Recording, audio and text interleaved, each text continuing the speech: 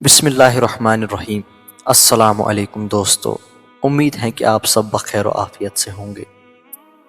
جادوں کا علاج کیسے کیا جائے؟ روایت ہے کہ لبیدہ بن عاصم یہودی اور اس کی بیٹیوں نے حضور صلی اللہ علیہ وسلم پر جادو کر دیا تھا، جس کا اثر حضور صلی اللہ علیہ وسلم کے جسم مبارک پر نمودار ہوا، لیکن آپ کے قلب اور عقل و اعتقاد پر کچھ بھی اثر نہیں ہو سکا۔ چند روز کے بعد حضرت جبریل علیہ السلام حاضر خدمت ہوئے اور انہوں نے عرض کیا کہ یا رسول اللہ صلی اللہ علیہ وسلم، ایک یہودی نے آپ صلی اللہ علیہ وسلم پر جادو کر دیا ہے، اور جادو کا جو کچھ سامان ہے وہ فلاں کنویں میں ایک پتھر کے نیچے دبا دیا گیا ہے۔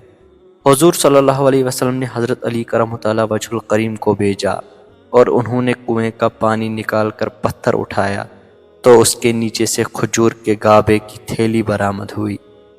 اس میں حضور صلی اللہ علیہ وسلم کے موئے مبارک جو کنگھی سے ٹوٹے تھے، اور کنگھی کے ٹوٹے ہوئے کچھ دانے، اور ایک ڈوریا کمان جس میں 11 گریں لگی ہوئی تھی، اور ایک موم کا پتلا جس میں 11 سوئیاں چبائی تھی۔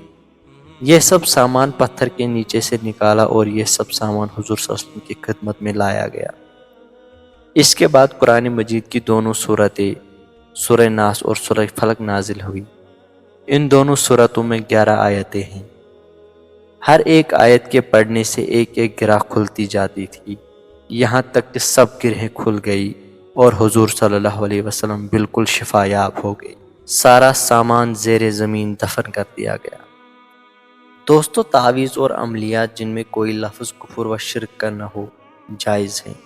اسی طرح گنڈے باندھنا اور ان پر گرہیں لگا کر آیت قرآنی اور اسماء الہی پڑھ کر پھونک مارنا بھی جائز ہیں۔ جمہور صحابہ اور تابعین اسی پر ہیں، اور حدیث عائشہ رضی اللہ تعالی عنہا میں ہے کہ جب حضور صلی اللہ علیہ وسلم کے گھر والوں میں سے کوئی بیمار ہوتا تو آپ صلی اللہ علیہ وسلم ان دونوں صورتوں کو پڑھ کر اس پر دم فرماتے تھے۔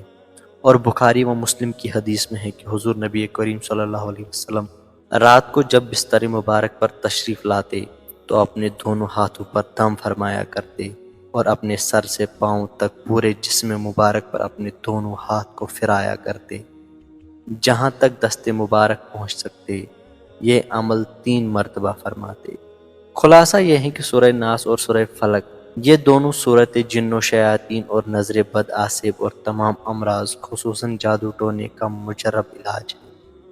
ان کو لکھ کر تعویذ بنائے اور گلے میں پہنائے، اور ان کو بار بار پڑھ کر مریض پر دم کرے، اور کھانے پینے اور دوائی پر پڑھ کر پھونک مارے اور مریض کو کھلائیں پلائے۔ انشاءاللہ تعالی ہر مرض خصوصاً جادو ٹونا دفع ہو جائے گا اور مریض شفا یاب ہو جائے گا۔ امید ہے کہ آپ کو ویڈیو پسند آئی ہوگی۔ اگر آپ ہماری چینل پر نئے ہیں تو چینل کو سبسکرائب ضرور کریں۔ ملتے ہیں اگلے ویڈیو میں، تب تک کے لیے خدا حافظ۔